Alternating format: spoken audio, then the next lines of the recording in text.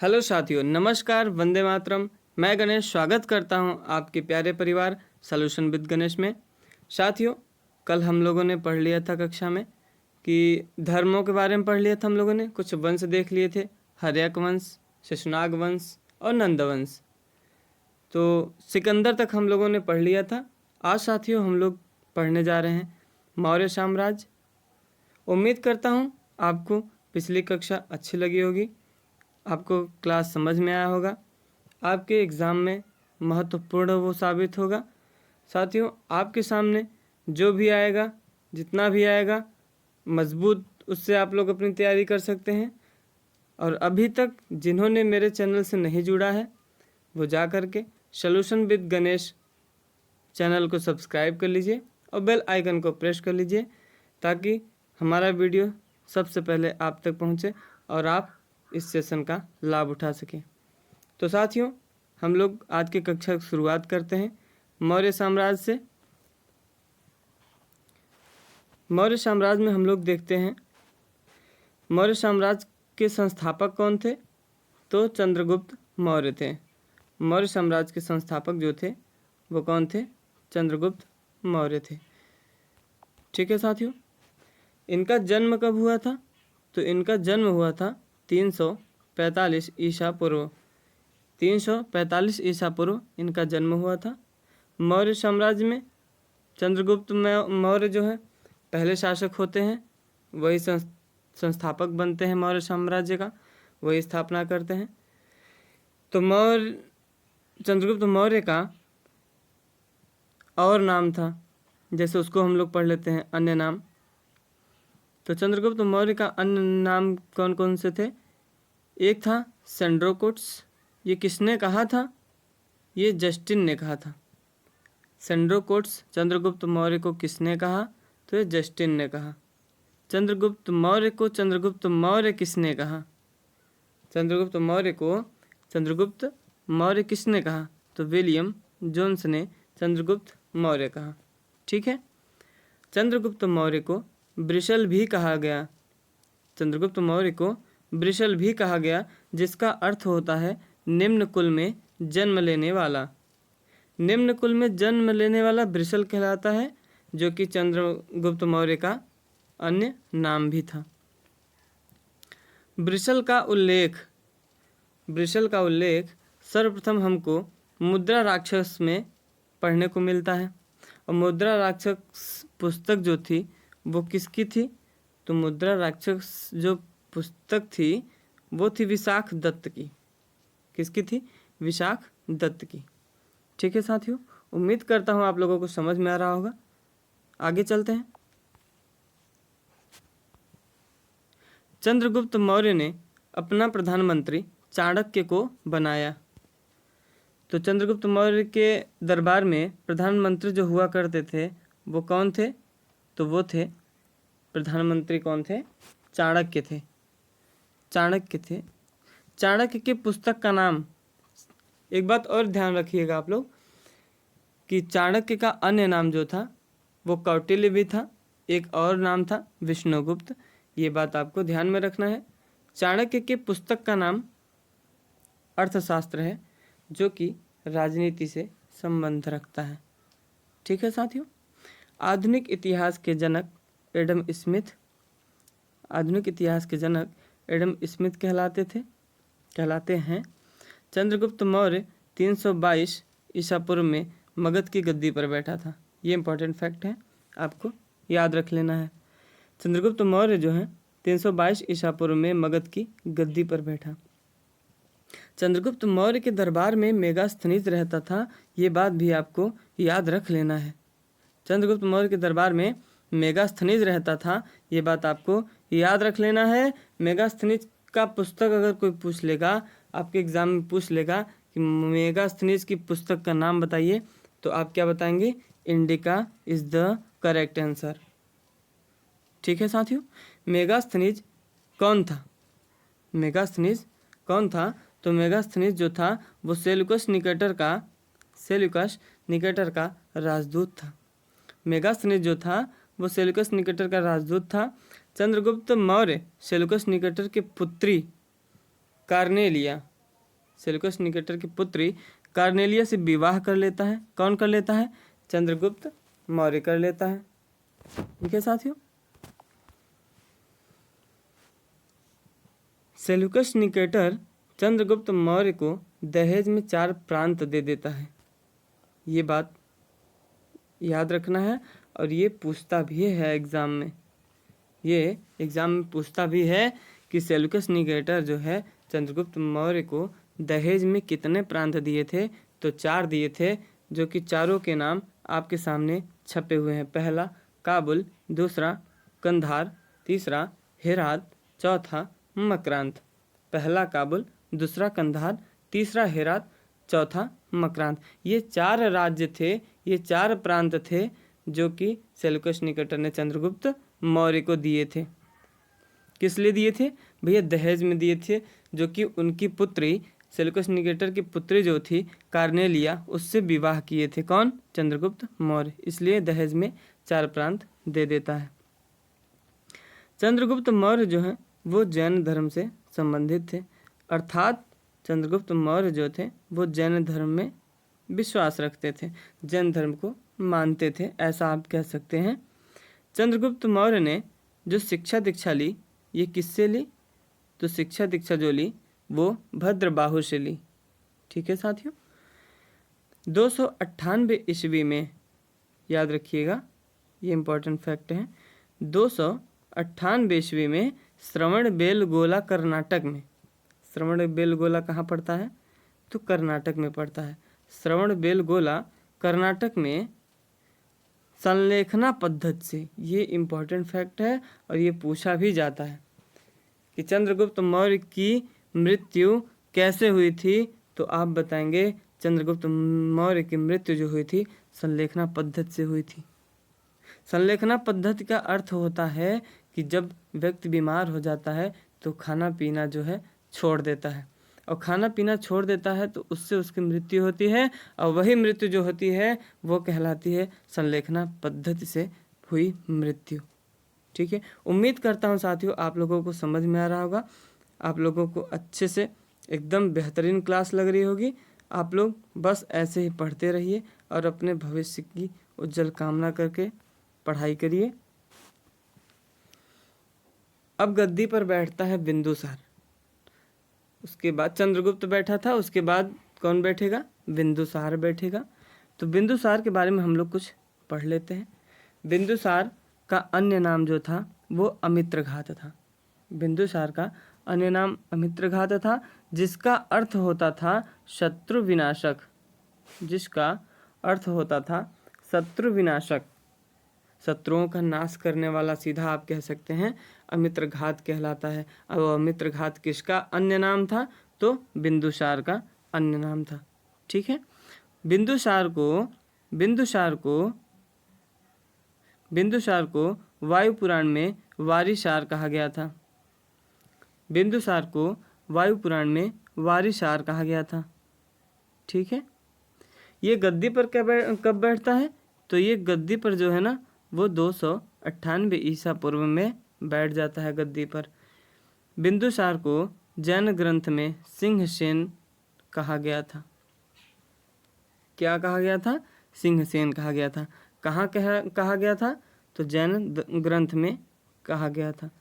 ठीक है, यह आजीवक संप्रदाय का अनुयायी था, मतलब ये जो है आजीवक संप्रदाय को मानता था। ठीक है, इसके शासनकाल के दौरान तक्षशिला में विद्रोह हुआ, और एक नहीं दो विद्रोह हुए। कहाँ हुए? तक्षशिला में। तो इसके शासनकाल में तक्षशिला में 2 विद्रोह हुए। इस विद्रोह को दबाने के लिए बिंदुसार अपने 2 पुत्र सुसीम तथा अशोक को भेजता है। ठीक है साथियों, नेक्स्ट, इसके समय सीरिया नरेश एंटियोकस, किसके समय में? तो जो है बिंदुसार के समय में सीरिया नरेश एंटियोकस ने अपना राजदूत डाइमेकस को, अपना राजदूत जो है, इसका राजदूत कौन था? डाइमेकस था। इसको कहाँ भेज देता है? बिंदुसार के दरबार में भेजता है। कौन? एंटियोकस। ठीक है, एंटियोकस कौन था? तो सीरिया का राजा था, सीरिया का शासक था, ऐसा आप कह सकते हैं। ठीक है साथियों, तारानाथ ने अपनी पुस्तक कंगियूर, तारानाथ ने अपनी पुस्तक कंगियूर तथा तंगियूर में बिंदुसार को क्या कहा? बिंदुसार को क्या कहा? इसे 16 राज्यों का विजेता कहा। तारानाथ ने अपनी पुस्तक कंगियूर तथा तंगियूर में बिंदुसार को 16 राज्यों का विजेता कहा। ठीक है साथियों, तो बिंदुसार के बारे में इतना काफ़ी है। बिंदुसार के बारे में इससे ज़्यादा कोई फैक्ट पूछा नहीं जाता आपके एग्ज़ाम में। ठीक है साथियों, अगर पूछा जाएगा तो आप खुद आके मुझे कहना कि सर आपने इतना नहीं पढ़ाया कि हमारे एग्ज़ाम में पूरा आ सके, आपने कम पढ़ाया। मैंने जितना पढ़ाया है इससे ज़्यादा आपके एग्ज़ाम में नहीं पूछेगा। ठीक है साथियों, अब हम अशोक को देख लेते हैं। बिंदुसार के बाद अशोक गद्दी पर बैठता है। तो अशोक जो था यह बिंदुसार का पुत्र था। अशोक जो था यह बिंदुसार का पुत्र था। यह 269 ईसा पूर्व गद्दी पर बैठता है। यह 269 ईसा पूर्व गद्दी पर बैठता है। ठीक है, सिंहली, सिंहली कौन था? तो सिंहली नाम के एक इतिहासकार थे। सिंहली नाम के एक इतिहासकार थे जिन्होंने यह बताया कि बिंदुसार गद्दी पर बैठने से पहले अपने 99 ब्रदर्स, मतलब 99 भाइयों की हत्या किया था। कौन? अशोक। ठीक है साथियों, सिंहली नाम के एक इतिहासकार थे जिन्होंने यह बताया कि बिंदुसार, माफ़ी चाहता हूँ, अशोक नहीं, बिंदुसार जो था वो गद्दी पर बैठने से पहले अपने 99 भाइयों की हत्या किया था। ठीक है, अशोक की माता का नाम सुभद्रांगी था। अशोक की माता का नाम सुभद्रांगी था। आप लोग नोट करते जाइएगा। ठीक है, नोट करेंगे, रिवाइज भी आपका फटाक से हो जाएगा। एकदम समझ लीजिए, एकदम शॉर्ट क्लास है ये आपके लिए। इससे शॉर्ट में आप कहीं पा ही नहीं सकते, एकदम शॉर्ट क्लास है। ठीक है साथियों, नेक्स्ट, अशोक ने 2 अभिलेख बनवाए जिसमें अशोक का नाम अशोक ही था। मतलब कि अशोक ने 2 ऐसे अभिलेख का निर्माण कराया जिसमें अशोक का नाम अशोक ही वर्णित है। ठीक है साथियों, कौन कौन से अभिलेख थे? पहला था मास्की, दूसरा था गुर्जरा। पहला मास्की था, दूसरा गुर्जरा। पुराणों में अशोक का नाम, पुराणों में जो थे अशोक के नाम कौन कौन से थे? तो एक अशोक वर्धन था, दूसरा देवनाम प्रिय था। ये कहाँ था? पुराणों में। पुराणों में अशोक के 2 नाम वर्णित थे। कौन कौन से? अशोक वर्धन तथा देवनाम प्रिय। इसकी प्रिय पत्नी का नाम कारुवाकी था। इसकी प्रिय पत्नी का नाम कारुवाकी था। इसके पुत्र का नाम महेंद्र था। इसकी पुत्री का नाम संघमित्रा था। ये शायद आप लोगों को पता ही होगा, इसके पुत्र एवं पुत्रियों का नाम। ठीक है साथियों, अशोक गद्दी पर बैठने से पहले अवंती राज्य का राज्यपाल हुआ करता था। ठीक है साथियों, अशोक जो था वो गद्दी पर बैठने से पहले अवंती राज्य का क्या था? राज्यपाल था। उसके बाद ये गद्दी पर बैठा था। अशोक ने 261 ईसा पूर्व कलिंग युद्ध लड़ा था। अशोक ने 261 ईसा पूर्व कलिंग युद्ध लड़ा था, जिसमें इसके 1.5 लाख सैनिक मारे गए थे। जिसमें इसके 1.5 लाख सैनिक मारे गए थे। इसलिए इसको कहा जाता है कि भाई ये 1.5 लाख जब इसके सैनिक मारे गए तो इसका हृदय परिवर्तित हो गया और ये एकदम से अपना जो है युद्ध को छोड़ दिया, लड़ाई झगड़े छोड़ दिया उसके बाद इसने यह युद्ध अपने राज्यारोहण के 8वें वर्ष किया था। ये बात आपको याद रखना है। ठीक है, नेक्स्ट। इसने शिलालेख, स्तंभलेख तथा गुहालेख का निर्माण कराया। इसने शिलालेख, स्तंभलेख एवं गुहालेख का निर्माण करवाया। इसके अभिलेख की खोज सर्वप्रथम पाटेंद्री पैंथलर ने 1750 ईस्वी में की। सर्वप्रथम अभिलेख की खोज किसने की? तो पाटेंद्री पैंथलर ने की। कौन से वर्ष में की? 1750 ईस्वी में की। तथा इसके अभिलेखों को सर्वप्रथम पढ़ने वाला कौन हुआ? तो सर्वप्रथम पढ़ने वाला भैया 1837 ईस्वी में जेम्स प्रिंसेप था। जेम्स प्रिंसेप एक ऐसा व्यक्ति था जिसने अशोक के अभिलेखों को सर्वप्रथम पढ़ा था। इसके काल में 4 प्रकार के लिपियों का वर्णन मिलता है। इसके काल में 4 प्रकार के लिपियों का वर्णन मिलता है। पहला जो था वो ब्राह्मी लिपि, दूसरा खरोष्टी लिपि, तीसरा ग्रीक और चौथा अरमाइक। ये 4 लिपियां थी जो कि इसके काल में वर्णित है। अशोक के कुछ महत्वपूर्ण शिलालेख देख लेते हैं जो कि एग्जाम में पूछे जाते हैं। ठीक है, तो पहला शिलालेख हम लोग देख लेते हैं। पहले शिलालेख में क्या है? पशु बलि की निंदा है। पहले शिलालेख में पशु बलि की निंदा है। और दूसरे शिलालेख में मनुष्य तथा पशु की चिकित्सा का वर्णन है। मतलब इसमें मनुष्य का भी इलाज होएगा, उसमें पशुओं की भी चिकित्सा यानी इलाज होगी, ऐसा दूसरे शिलालेख में वर्णन है। अशोक का 13वां शिलालेख ये महत्वपूर्ण है। ये शिलालेख महत्वपूर्ण है। अशोक का 13वां शिलालेख जो है वो कलिंग युद्ध से संबंधित है अथवा हृदय परिवर्तन से संबंधित है, ऐसा आपके एग्जाम में पूछ सकता है। तो अशोक का 13वां शिलालेख जो था वो कलिंग युद्ध का वर्णन करता है। वो जो है कलिंग युद्ध का वर्णन करता है। ये बात आपको याद रख लेना है।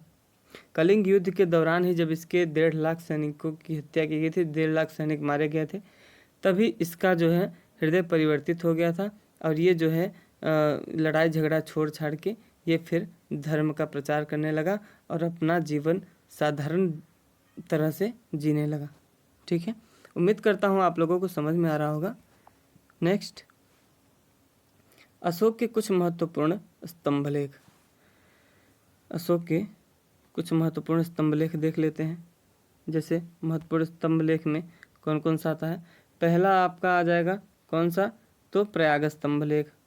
यह स्तंभलेख जो है अकबर द्वारा प्रयागराज में बनाया गया था।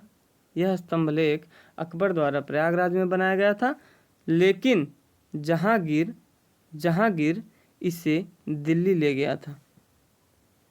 इसको जहांगीर ने दिल्ली प्रतिस्थापित कर दिया था, जबकि अकबर ने इसको प्रयागराज में बनवाया था। ठीक है, सबसे छोटा स्तंभलेख रुम्मीदेई है। सबसे छोटा स्तंभलेख कौन सा है? रुम्मीदेई है। ठीक है, अशोक के समय की प्रशासनिक व्यवस्था देख लेते हैं। अशोक के समय में कौन कौन सी प्रशासनिक व्यवस्था थी? तो पहली प्रशासनिक व्यवस्था क्या थी? वित्त मंत्री, जिसे उस समय क्या कहा जाता था? समाहर्ता कहा जाता था। दूसरी कोषाध्यक्ष, जिसे सन्निधाता कहा जाता था। तीसरा कृषि अध्यक्ष, जिसे शीताध्यक्ष कहा जाता था। ये बात आपको याद रख लेना है। इसके समय में प्रांतीय प्रशासन संभालने वाले को कुमार, राष्ट्रिक या आर्यपुत्र कहा जाता था। ये बात इम्पॉर्टेंट है, आपको याद रख लेना है। ठीक है साथियों, इसके काल में विषय जिला के देख रेख करने वाले को विषयपति कहा जाता था। विषयपति कहा जाता था। किसको कहा जाता था? विषय एवं जिला की देख रेख करने वाले को विषयपति कहा जाता था। ग्राम के मुखिया को ग्रामीक कहा जाता था। ग्राम के मुखिया को ग्रामीक कहा जाता था। अशोक के समय की सैन्य व्यवस्था। अशोक के समय की सैन्य व्यवस्था। इसमें पैदल सेना थे, 9 लाख सैनिक चलते थे, घुड़सवार 30,000 चलते थे, हस्ती 9,000 चलते थे, नौसेना चलते थे एवं धनुर्धर चलते थे। ठीक है साथियों, आगे चलते हैं। अशोक के समय में 2 गुप्तचर व्यवस्था थी। अशोक के समय में 2 गुप्तचर व्यवस्था थी। पहला व्यवस्था थी, एक थी संस्था, पहले थी संस्था और दूसरी संचार। पहली थी संस्था एवं दूसरी थी संचार। संस्था क्या काम करती थी? यह जो है एक स्थान पर रहकर गुप्तचरी किया करते थे। ठीक है। और संचार थे, एक स्थान से दूसरे स्थान तक टहलकर गुप्तचरी किया करते थे। ठीक है। अशोक के समय की न्यायिक व्यवस्था, इसमें जिला न्यायाधीश होता था, जिसे राजुक कहते थे। ठीक है, जिला न्यायाधीश हुआ करता था जिसे राजुक कहते थे। राजुक इम्पॉर्टेंट फैक्ट है, इसको आप लोग ध्यान में एकदम रख लीजिएगा। इसके समय में कृषि व्यवस्था भी थी। इसमें भूमि को 2 भागों में बांटा गया था। कौन कौन से? पहला था उपजाऊ, दूसरा था बंजर। उपजाऊ यानी कि जिसमें आपके फसल उपज होते हैं, फसल पैदा होते हैं, और बंजर यानी कि जिसमें आपके फसल उपज नहीं होते हैं, इसलिए इसी के बंजर कहा गया। आगे, कृषि व्यवस्था में चाणक्य के अनुसार भूमि को 2 भागों में बांटा गया था।